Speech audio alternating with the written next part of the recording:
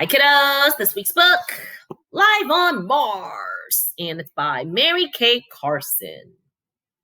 Let's see what life on Mars is like.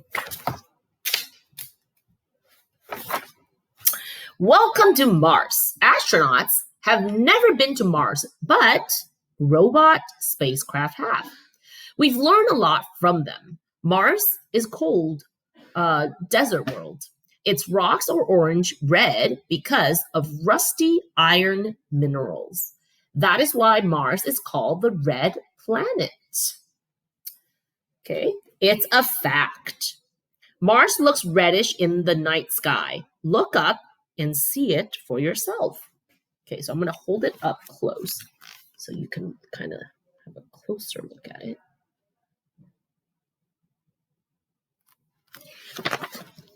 Mars versus Earth.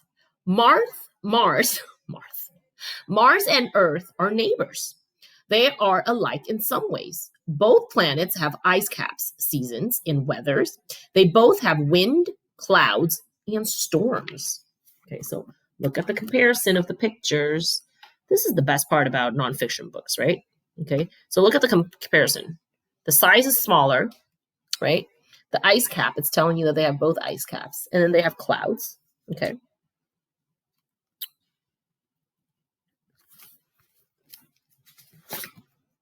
But Mars and Earth have differences as well. Earth is almost twice the size of Mars. Also, the two planets have different landscapes.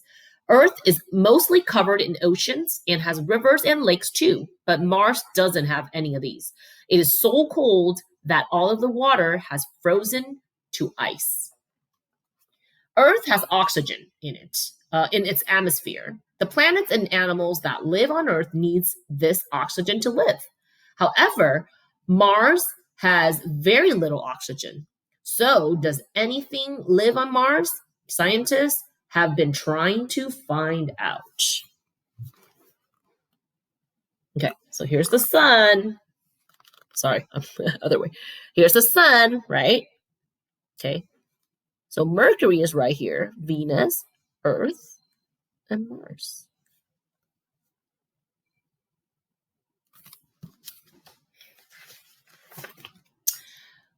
Movie Martians. Are there towns on Mars? 100 years ago, many people thought so. Telescopes showed a world covered in land. Shouldn't people be living there? Some scientists agree, until better telescopes and space missions prove them wrong. But people still like to imagine what life on Mars would be like. Over the years, there have been books about talking green Martians and scary movies about them coming to Earth. All right. It's a fact. Okay, so this guy, look at his picture. In 1896, okay, astronomer Percival Lowell studied Mars through his telescope. He thought he could see farms and canals on Mars. Many people believed him. Okay, so this is the picture he's using, his telescope. Okay. A close-up look. Spacecraft began visiting Mars in the 1960s. Robot spacecraft measured the air and took pictures from space. No Martian towns were in the photos. There were no farms, forests, lakes, or animals. Mars seemed airless, waterless, and lifeless. Okay, so then it shows you different ones. This one, let me get it closer. Do you see it? Okay, Mariner 4, 1964. And then this one is Mariner 6 and 7, 1969. Okay, and then this one is Mariner 9, 1971.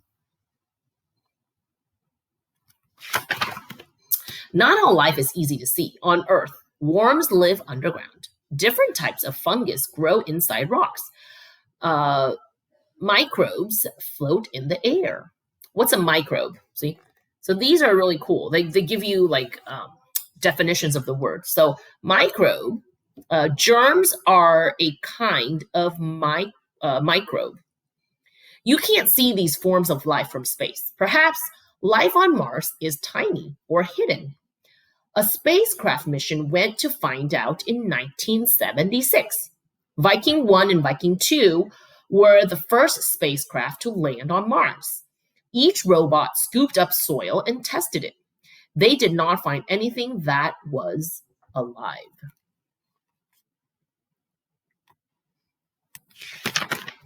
Follow the water. Nothing living was in the Vikings' photos. The landscape was surprising, though. It looked like water used to flow there.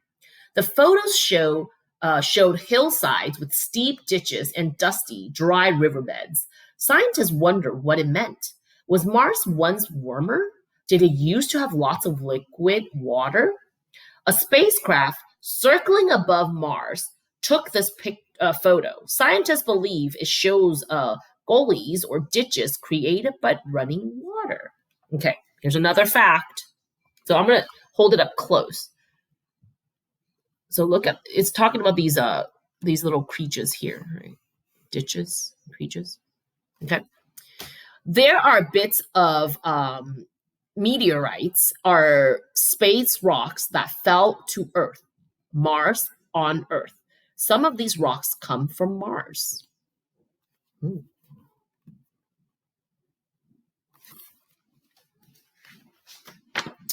How do you know what a place was like 1 billion years ago?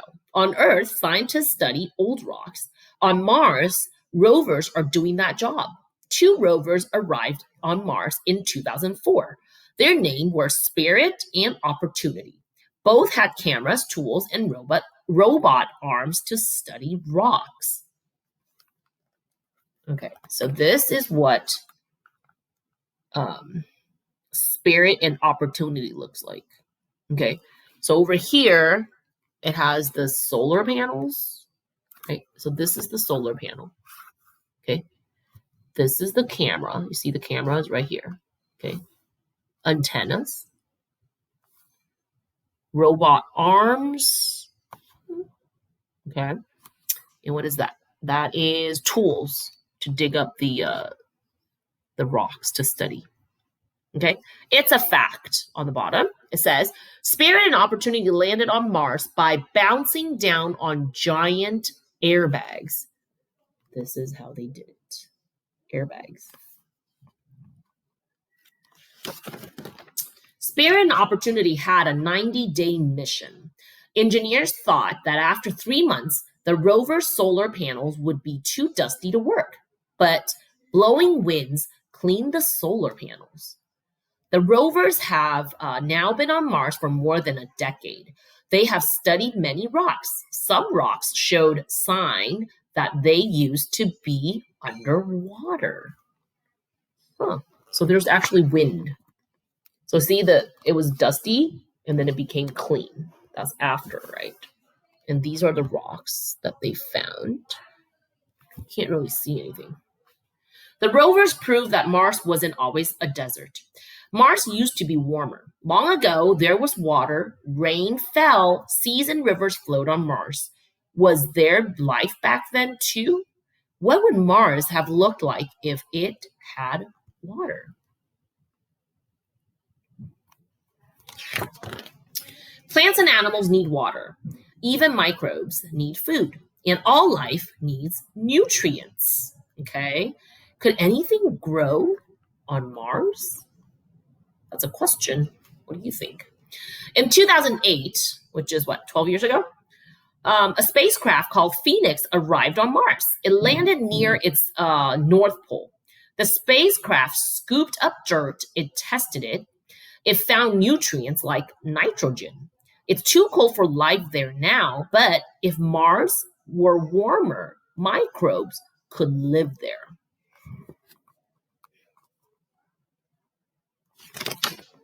Seeking life signs. Mars had the ingredient for life, but did these ingredients ever make life? Scientists are looking for clues. Some signs of past life would be fossil or substance called organics. Organics are basic material that make up all life. They are its building blocks. Organics can be found in everything from skin to stems and bark to bacteria. Okay, so that's the skin, right? That's the tree, bark, and bacteria. Okay, a new rover, Curiosity, arrived on Mars in 2012. It is searching for organics at the bottom of an ancient lake. Curiosity is big, about the size of a Jeep.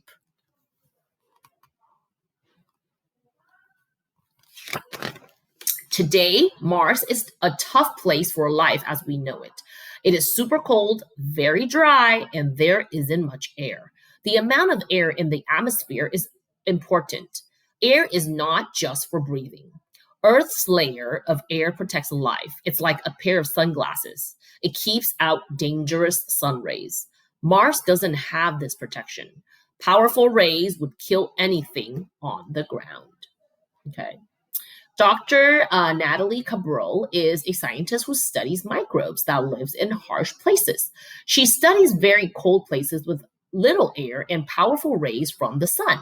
One example of this type of place is a lake high in the mountains. These places have similar climates to Mars. Everything Dr. Cabral has learned about these microbes will help rover look for them on Mars too. There is no life possible at the surface of Mars today, but it might still be hiding underground.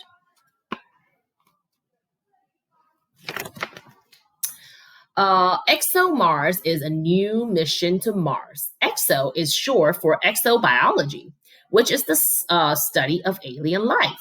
An ExoMars rover will look underground for signs of life below the reach of dangerous sun rays. Then rover will drill down more than 6 feet. Maybe life is safe there. The rover is scheduled to leave for Mars in 2018. Is there life on Mars? Was there ever? There's no proof yet. Scientists are still researching. All right, and this is the glossary and index. All right. Well, I hope you like that. I hope we can share more books about maybe planets or, other stuff about animals and stuff like that. All right. Thank you. I'll see you next time. Bye, kiddos.